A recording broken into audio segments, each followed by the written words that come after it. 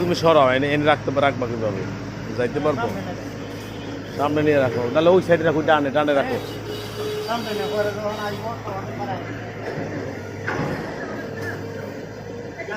বুঝতে